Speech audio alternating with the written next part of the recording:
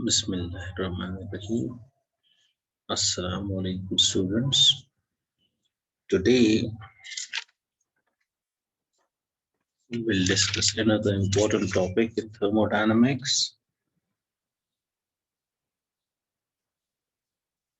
that is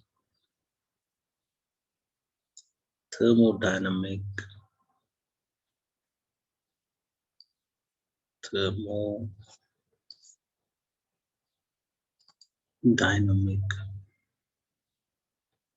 potential functions.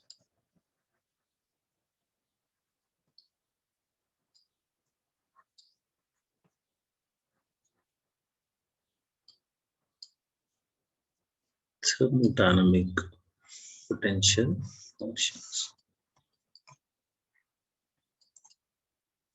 This is our topic. Under this heading, we will discuss many important things, right? First thing I want to tell you, in physics, often important laws, write it, important laws are reformulated.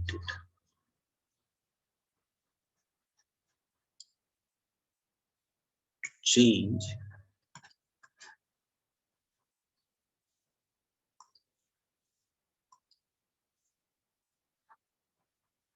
to change variables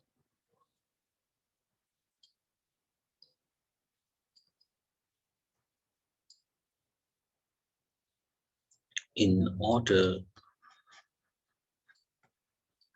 to simplify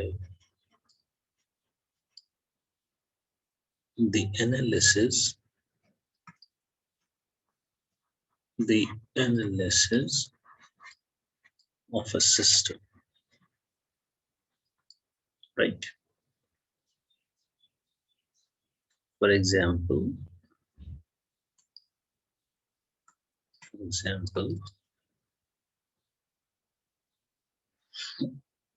Newton's laws of motion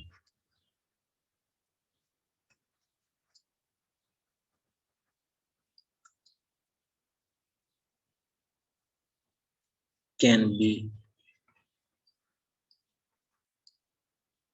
rewritten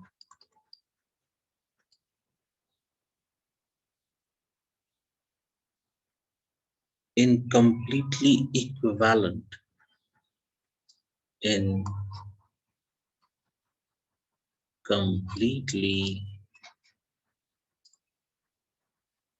equivalent Lagrange's Lagrange's equations, right? For appropriate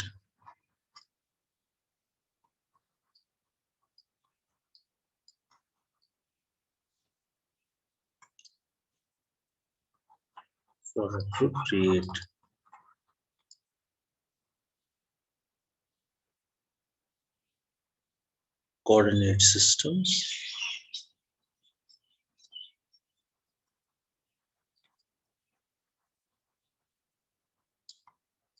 in classical mechanics, right? So this is one important point which you need to remember, that we can reformulate laws in many mathematically equivalent forms. Why we do so? We want to change variables in order to suit the analysis of some system. As example, I have told you that Newton's laws of motion can be rewritten or reformulated in completely equivalent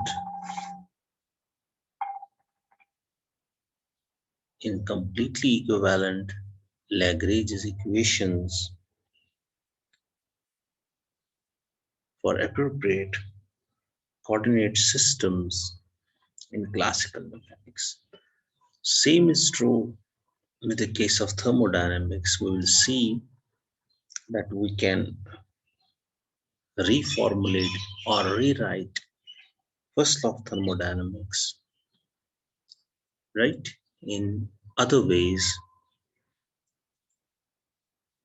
so that we can simplify the analysis of a thermodynamic system by making a change of variables. So let us start.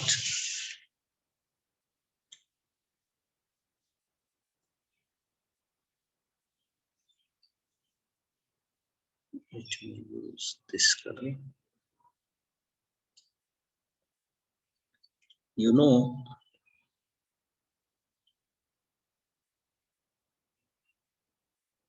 first law of thermodynamics is written as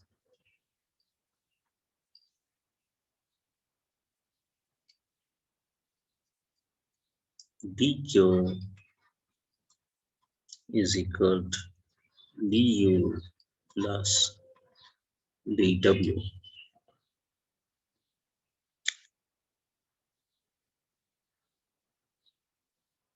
What is dq? Net heat put into the system. What is du? Change in internal energy of the system. And dw is work done by the system. As we have repeatedly said in previous lectures, it is a statement of conservation of energy. We say if we put some heat into a system, it will be partially used by the system in changing its internal energy and partially to work, right? And remember, we are using the convention for work. Work done, we take positive when work is done by the system on the surroundings, and we take that negative when work is done on the system by the surroundings. That much you know. And you also know when we state Newton first law of thermodynamics this way, we assume there are no phase transitions or chemical reactions occurring in the system under question. You also know this work which we have written is of two kinds: expansion work and non-expansion work. In expansion work, volume of the system changes, and in non-expansion work, there is no change in the volume. There can be some electrical work, for example. So, keeping that in mind, uh, let me write it as or du is equal to minus dw plus dq. I've just taken dw to left hand side, it becomes minus dw plus dq, right? Now, for a PVT system, for a PVT system,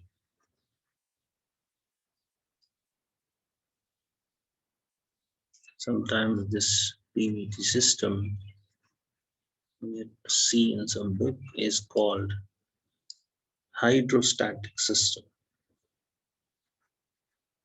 Simple, the system which is characterized by these three macroscopic variables, PVT, right? Pressure, volume, and temperature. For a PVT system or hydrostatic system and a reversible process,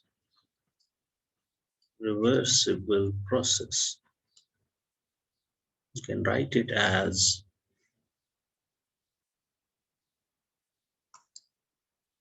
du is equal to minus PdV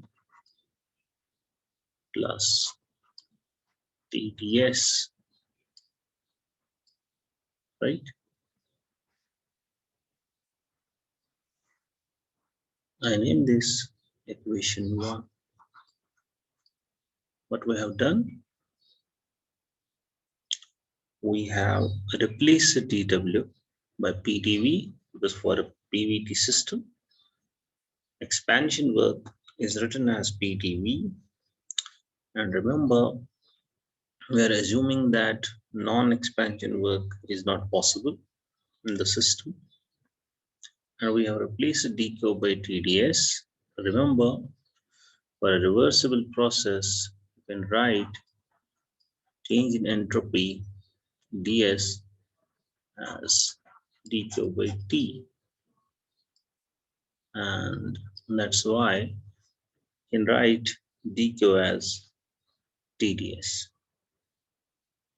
So this is now equation 1, which is a simple first law of thermodynamics written for a reversible process and the PVT system. And in this equation 1, internal energy U is a function characterized by volume and entropy, because there are two differentials, dV and ds, written in the equation. So U is a function characterized by volume V and entropy S. So it is convenient, this way of writing first law of thermodynamics is convenient for situations involving changes in volume and entropy, right? Now let us move to another equivalent form of first law.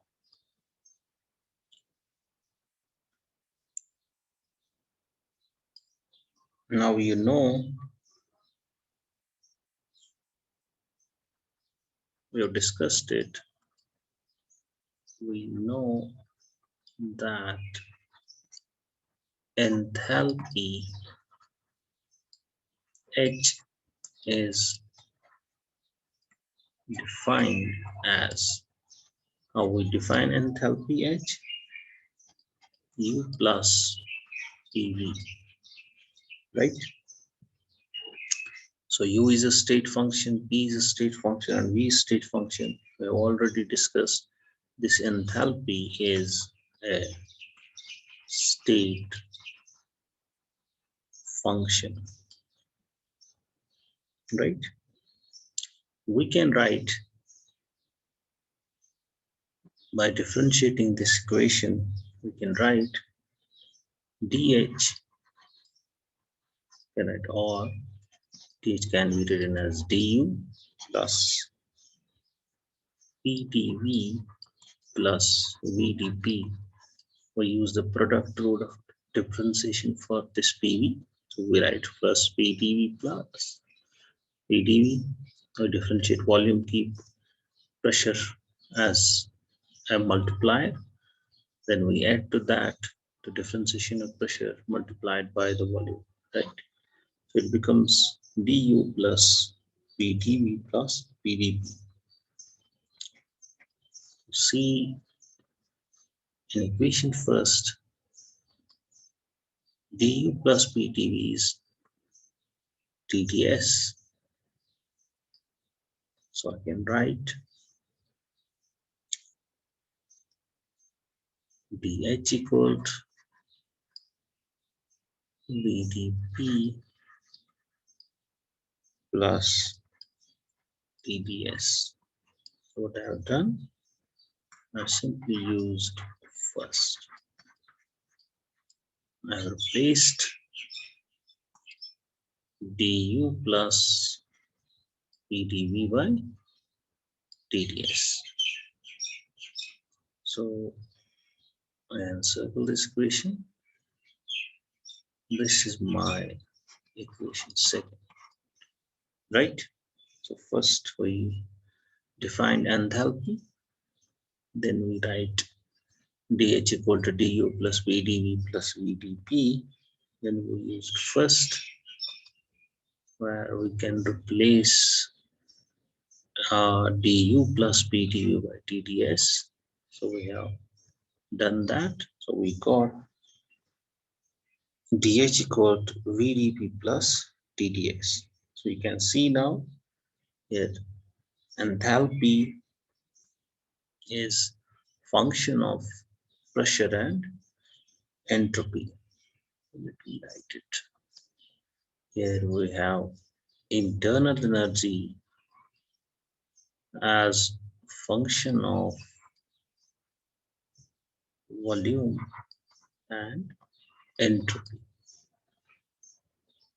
Here we have enthalpy as function of pressure and entropy. So this is an equivalent way of writing first law of thermodynamics. As we have said, we have reformulated it, first law of thermodynamics, in terms of enthalpy. So it's convenient to write first law of thermodynamics this way for situations involving changes in pressure and entropy. Let us move. We define another,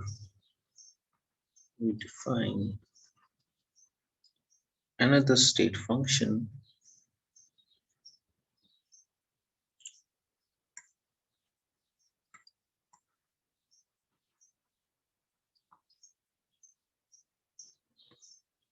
called Helmholtz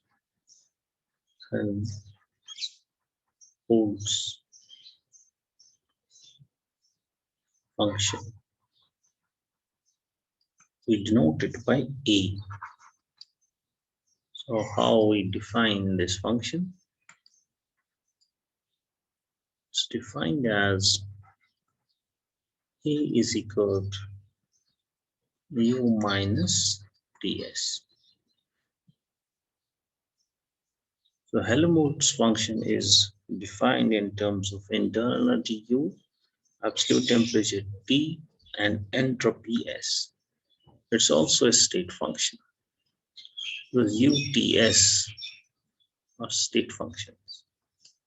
So it is a state function,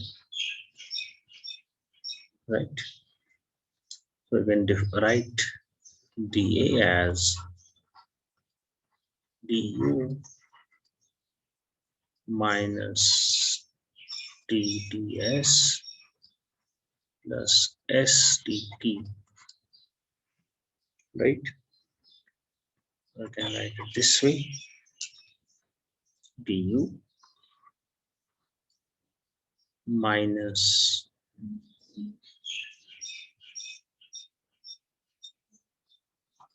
tds minus sdt, right?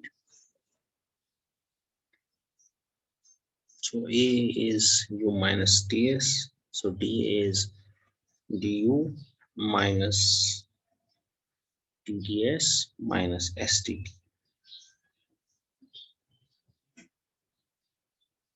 Or I can write, or can write dA equal to minus pdv minus sdt. How? Using first. See, I am placing du minus TdS by minus PT using first. You can see equation first is this. So du minus TdS is minus PdV, right? So using first, we get this. Let me name this equation third, right? You can see this is another way of writing first law of thermodynamics. Here we are using the Helmholtz function, and this Helmholtz function A is now written as the function of volume and temperature. There is d and dt present in the equation, so it's written as a function of volume and temperature. So this way of writing first law of thermodynamics is convenient for situations involving changes in volume and temperature, right? Let us move forward. We define another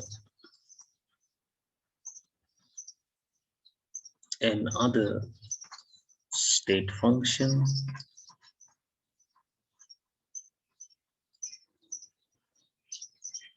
called Gibbs function. We denote it by G, and we define it as G is equal to H minus Ts. What is H? Enthalpy. T is absolute temperature. S is entropy. So all the three H, T, and S are state functions. So G is also a state function.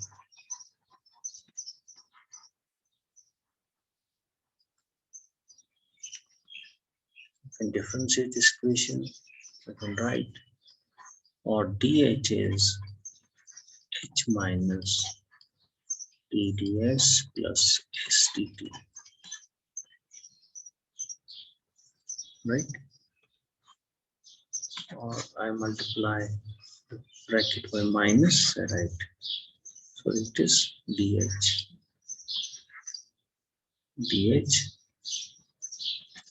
minus TdS minus SDT.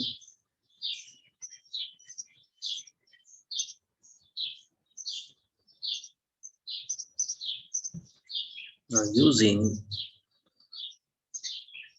second,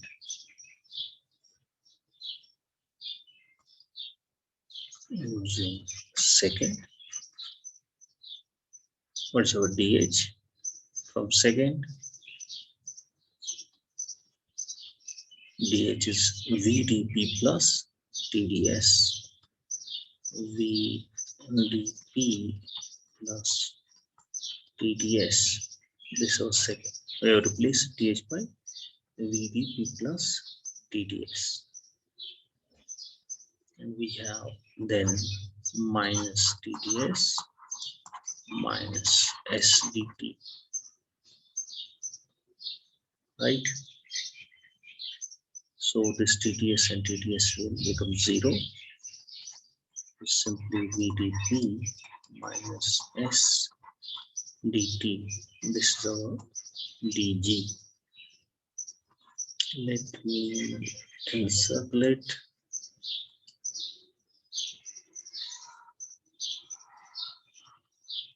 So dG is VdP minus STT. Let me name it equation 4. So this is another way of writing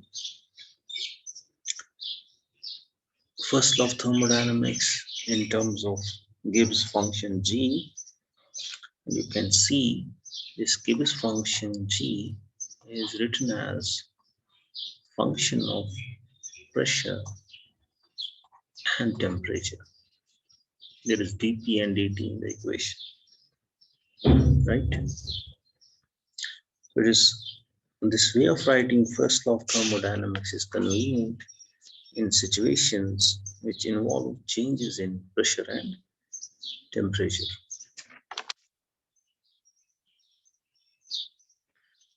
Now we have written first law of thermodynamics in 4 equivalent forms.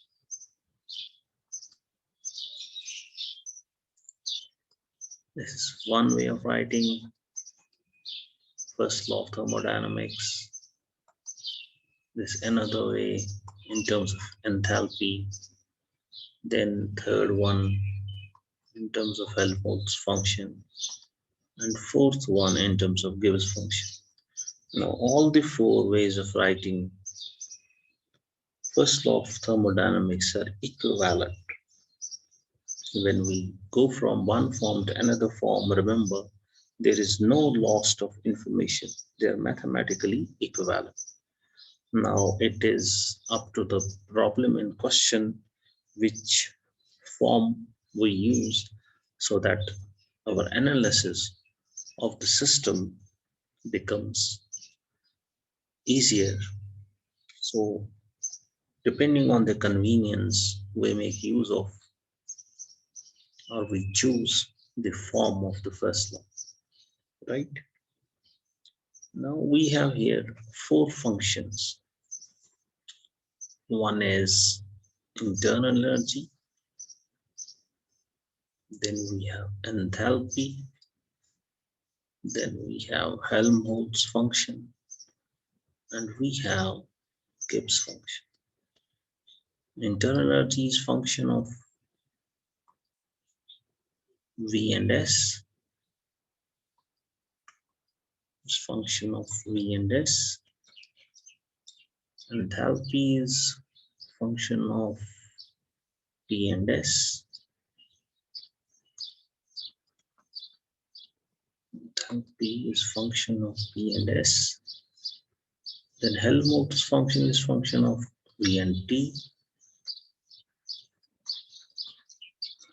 Helmholtz function is function of V and T. Then we have Gibbs function. Gibbs function is sometimes called Gibbs free energy also. And Helmholtz function is sometimes called Helmholtz free energy. This Gibbs function is function of P and T.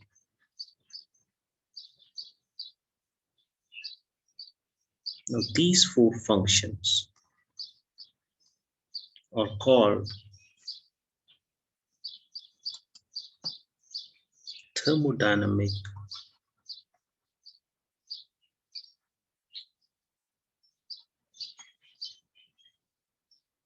potential functions,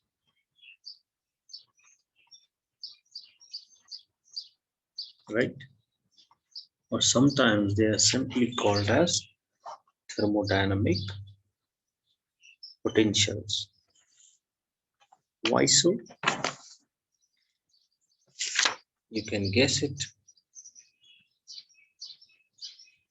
Because they have the property that if these functions are expressed in terms of the appropriate thermodynamic variables, then all the thermodynamic properties of a system can be calculated by differentiation only. Just like when we talk of electric potential in electricity and magnetism, we can, don't get confused with volume, it is here, electric potential.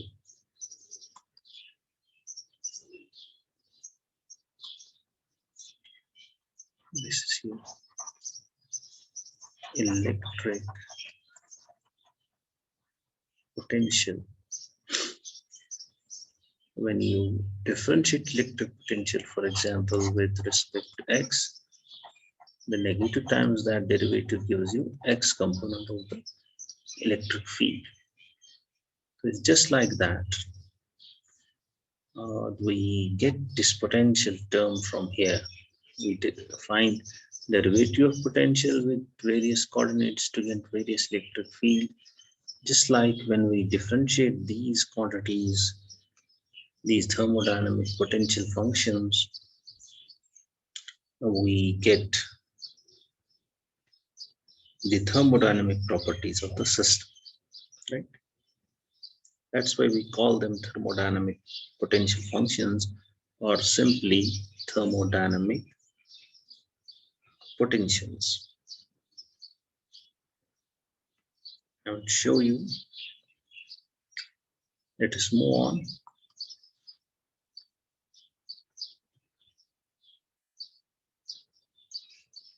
Now, since U is function of what? V and S. V and S.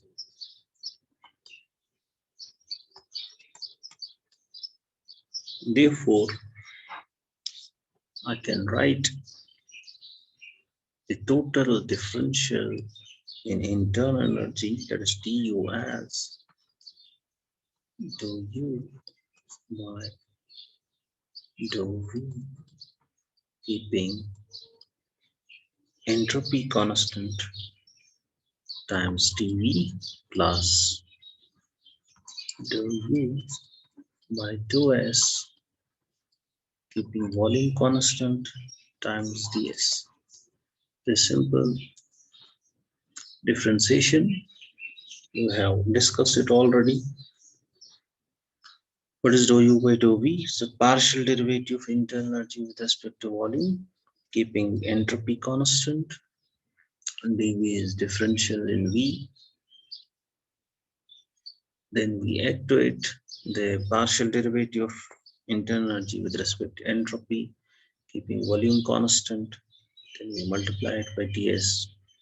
This is how we write du, and you know this is valid only for small changes in internal energy. Now, if we compare it with equation 1, let me name this equation. This is my equation 5. Comparing equation 5 with equation 1. What's equation 1? This equation 1. du equal to minus pdv plus tds. I write it here. du equal to minus pdv plus tds. Now, to make it easy to compare, du is minus pdv plus tds. Okay, make the comparison. What is here attached to a dv as coefficient minus p? So here it is du and dou u by dou v at s. So what we can say minus p is dou u by dou v at s, and the coefficient of ds in 5 is dou u by dou s at v. Here it is t, and t is dou u by dou s. We held constant. So let me name it some other equation and circle it and name it equation 6. So you can see, as we have said, that we can, by differentiating these thermodynamic potentials, we can get the thermodynamic properties of a system. You can see if you differentiate internal energy partially with respect to volume and keep entropy constant, that will give you the pressure, minus times pressure.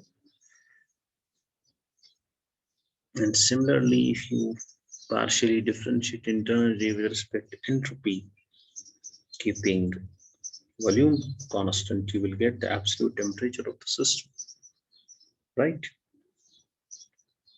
So let us move forward.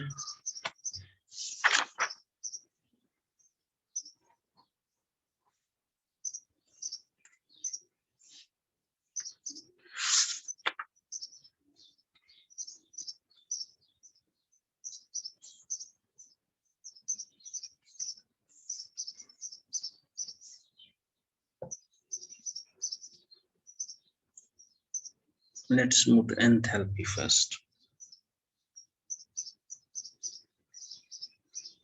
So how we have written enthalpy, VDP plus TDS. Now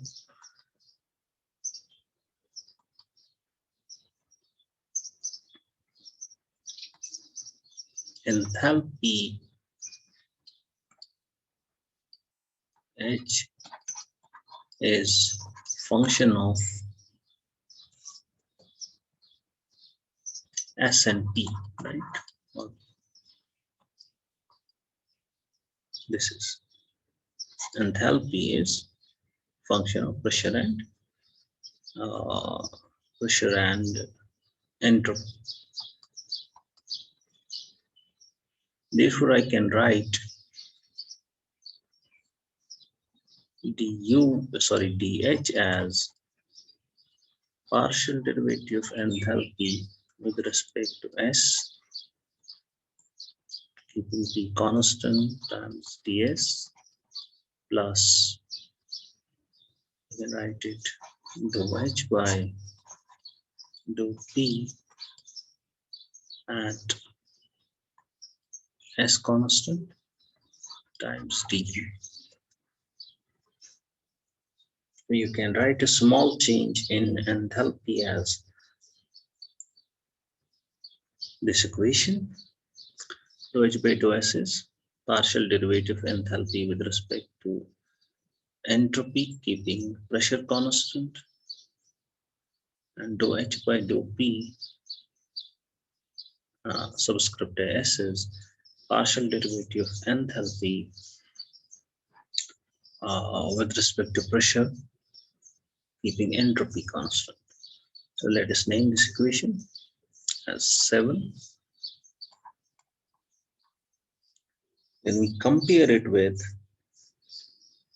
which equation?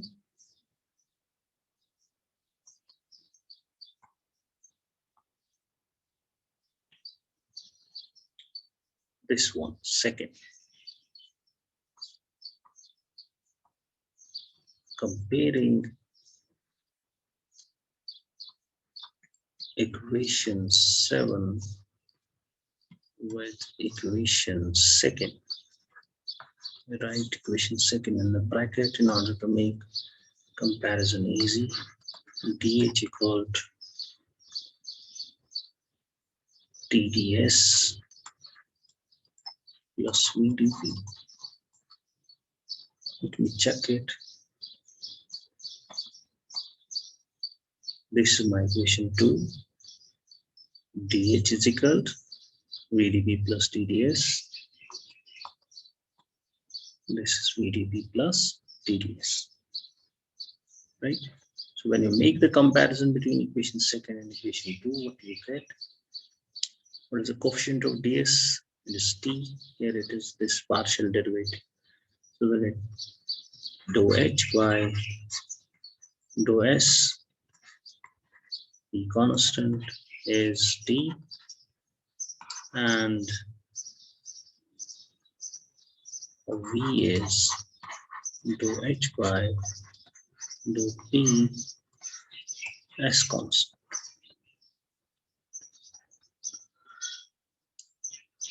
Encircle it, name it equation 8. So if you partially differentiate enthalpy with respect to entropy, keeping pressure constant, you will get the absolute temperature of the system. And by differentiating the enthalpy with respect to the pressure, keeping entropy constant, you get the volume. You can see, as we have said, that by differentiating these thermodynamic potentials, we get the thermodynamic properties of a system, right? Let us move forward to uh, which one? Helmholtz function. Now,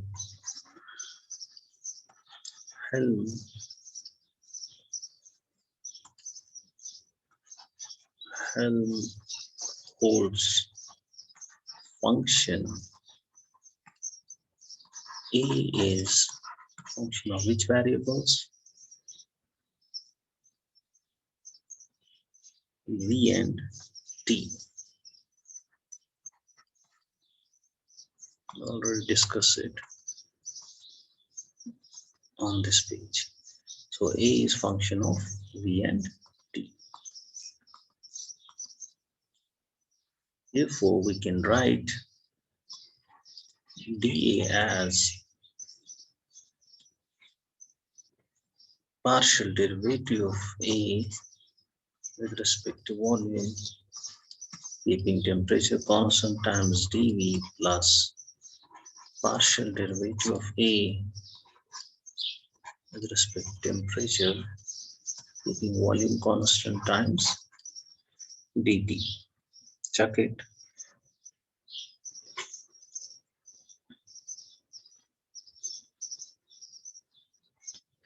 Let us name this equation. This equation 9. So comparing equation 9 with equation, which equation?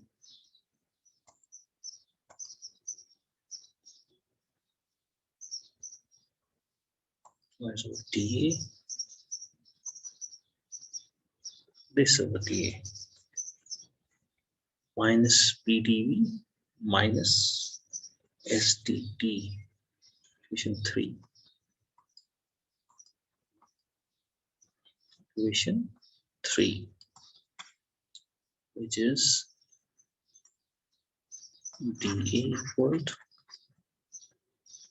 minus PdV minus SdT. Let me check. dA is minus PdV minus SdT. So okay. So make the comparison. Minus P is dou A by dou V at constant T, and minus S is dou A by dou T at constant V. Let me encircle it.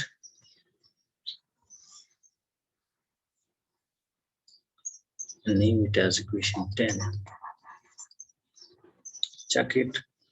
You can see minus times pressure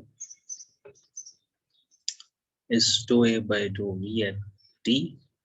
Minus times entropy is dou A by dou T at V. So you can obtain pressure and entropy from the partial derivatives of Helmholtz function as given by equation 10. Let's move forward to Gibbs Energy. Now, Gibbs Energy G is function of which variables?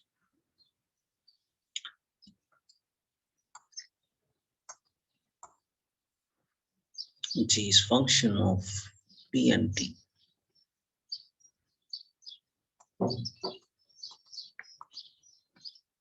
Function P and T, right? Therefore, we can write dg equal to G by dou P at constant T dP plus dou G by dou T at constant P into T. Check it. dg is dou G by dou P constant T dP plus dou G by dou T P constant times dt. Let us name this equation as allowing. What we do, we'll make the comparison. Comparing equation 11 with equation, what is the equation for dg? This one, equation 4.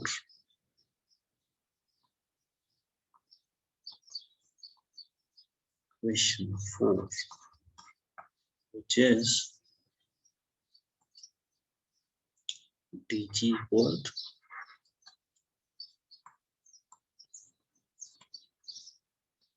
which is dg equal to, what is equation 4?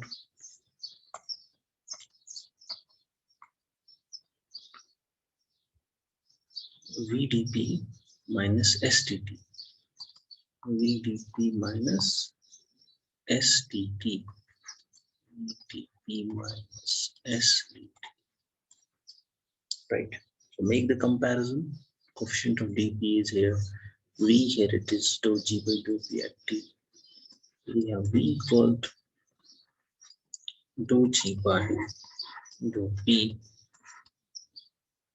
at T to constant, and minus S is equal to dou G by dou T at P.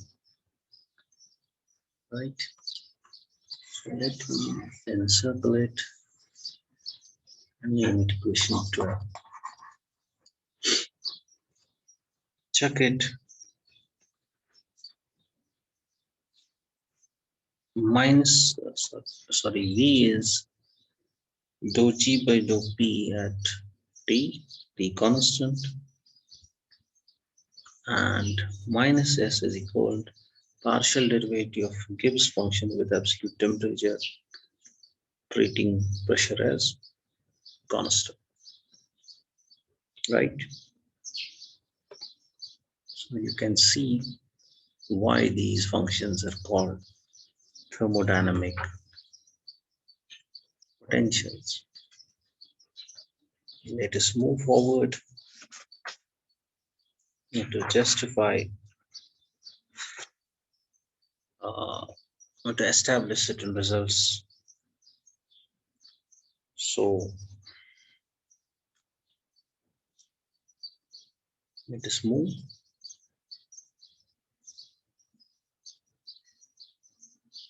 Now from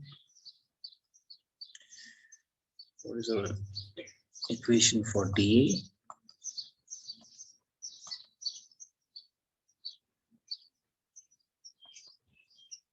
This is our equation. So I write from equation 3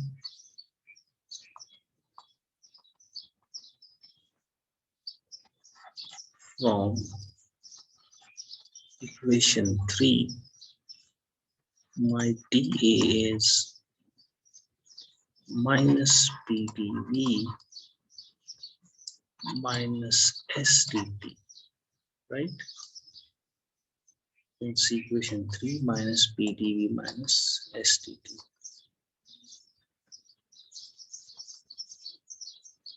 Minus PdV minus STT is dA. Now from this, we want to establish a result. So it follows that for a reversible isothermal process,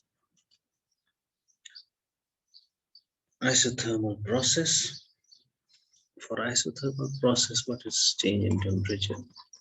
That is zero. Temperature stays constant during the process, and it is reversible because we have substituted for dq as STT. You know that. Sorry, we have first substituted for TDS dq. So we are considering process at reversible, right? Then we found from differentiation dA equal to minus PdV minus STT by making use of first law in first form, right? So if the process is reversible and isothermal, we get dA is simply minus PdV, right? So therefore, if we have two states I and F, can write AF minus AI at constant T. I have to integrate this integral I to F PdV subscript T indicates that we are treating temperature constant as the process is isothermal. Let me name this equation as equation 13. Now this equation says something. Let us state that. First, AF minus AI at constant temperature is equal to minus times I to F PdV, temperature constant. So we are talking of two states. I is initial state, F is final state, AI is Helmholtz function,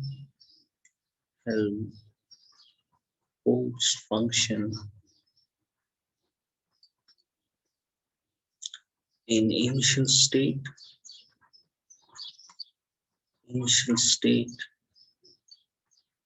AF is Helmholtz function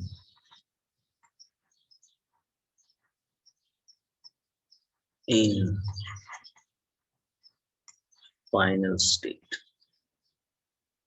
right? Now what we are doing, we are taking the system from I state to F state reversibly and isothermally. Then what does equation 13 say? Let me use some color, different color. This side is increase in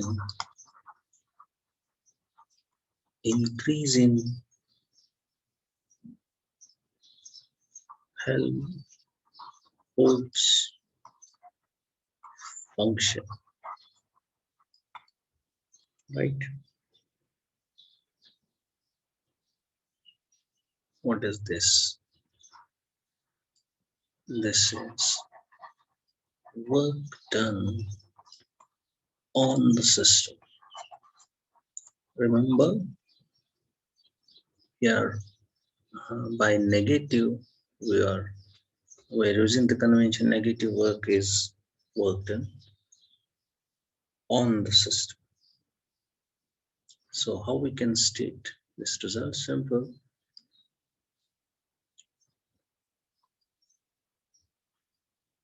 Conclusion from equation 13.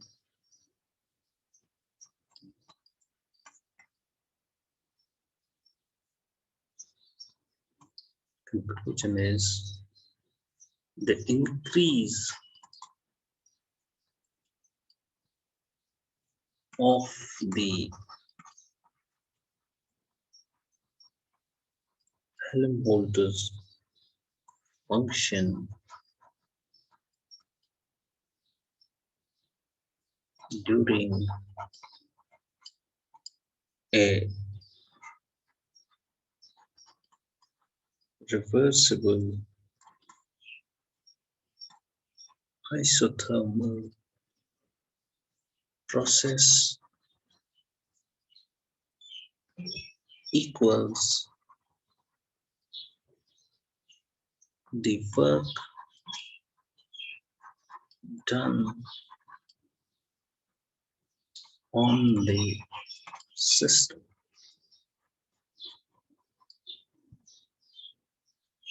right? The increase of the Helmholtz function during a reversible isothermal process equals the work done on the system. Alternatively, let me move this color. Alternatively, you can say in a reversible isothermal process,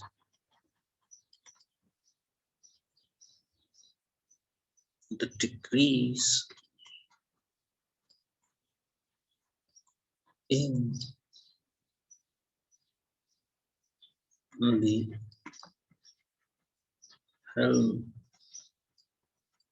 Helmholtz function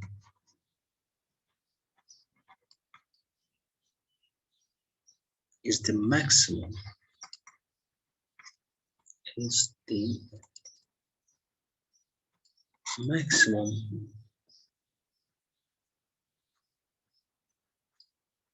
amount of work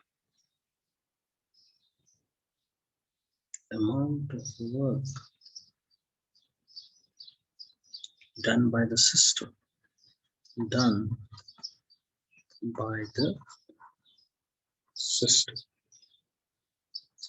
Very important result. Decrease in the Helmholtz function for reversible isothermal process is the maximum amount of work done by the system. Simple alternative statement. If you multiply by minus on both sides, this will become decrease in Helmholtz function, and this will become work done by the system, right? Hence, this Helmholtz function A is sometimes called as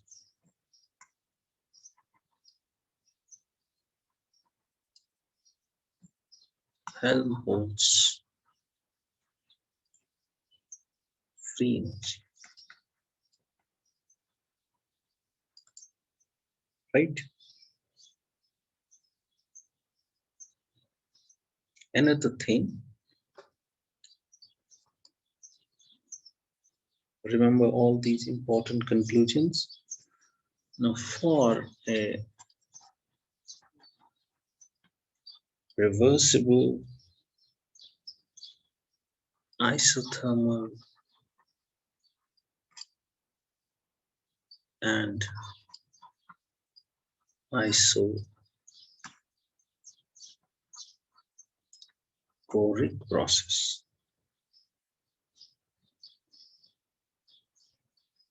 Isochoric process. Reversible, isothermal, and isochoric process. Isochoric process is the process in which the volume of the system stays constant. You can see from this equation, dA is minus PdV minus dt. For isothermal process, dt is 0, and if the process is isothermal as well as isochoric, for isochoric process, dV is 0, so both these terms will be 0. We get simply dA is 0. dA 0 means A is constant. So what is the conclusion? Conclusion is the Helmholtz function, the Helmholtz function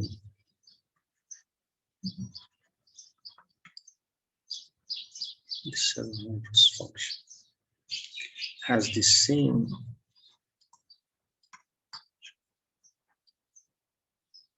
initial and final values, initial and final values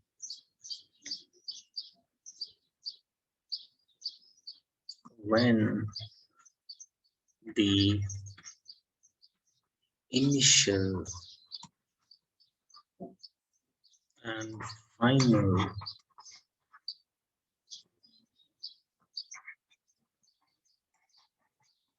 temperatures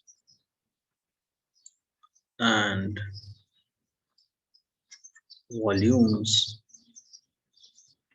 are unchanged. That means they stay constant. Processes isothermal and isochoric. The Helmholtz function has the same initial and final values when the initial and final temperatures and volumes are unchanged. Right. So let us move to another thing.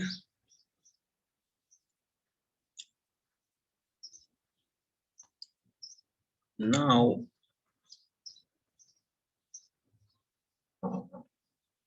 dg is VdP minus St, as we have written it. dg here dg written equation 4.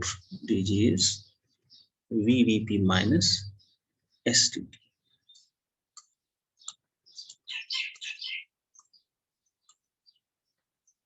Write it equation 4.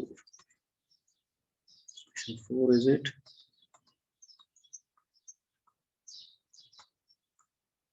VdP minus St.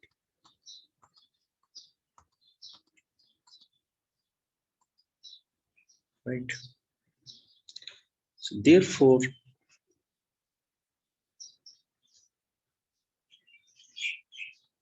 for a reversible, therefore, for a reversible isothermal and